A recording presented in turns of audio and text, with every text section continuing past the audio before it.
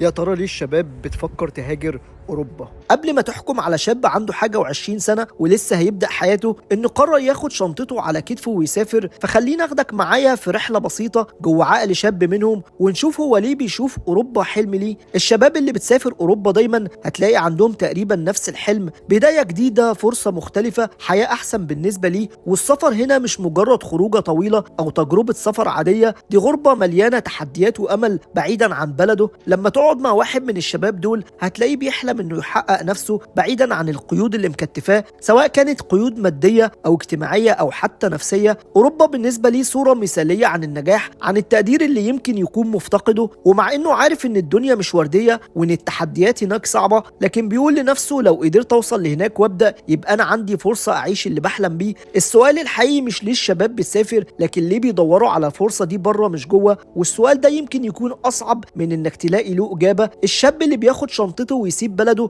احيانا بيكون بيدور على بس فرصة انه يثبت لنفسه انه يقدر ينجح لو في ظروف احسن. صدقني هو بسيط لدرجة انه مش بيدور على رفاهية قد ما هو بيدور على تقدير، حد يحترم شغله او نظام يمشي عليه، او انه يحس انه مجهوده بيجيب نتيجة. تخيل ممكن يكون حلمه ده حاجة طبيعية لشاب اوروبي في سنه، ومع كل خطوة بياخدها هو عارف انه هيفتقد حاجات، اهله واصحابه وحتى الراحة اللي كان بيحسها في بلده، لكن بيقول لنفسه لو قدرت اتحمل ده يبقى انا فعلا استحق الفرصة اللي خدتها. السفر مش دايما حل، لكن احيانا بيكون الطريقة الوحيدة لشاب انه يحس انه لسه عنده امل وان هو لسه عايش. اوروبا مش مجرد مكان او غربة، هي فكرة، رمز للفرصة اللي يمكن ملقاهاش في بيته واللي قرر يدور عليها بنفسه ويركب اقرب طيارة يعرف يوصل لها.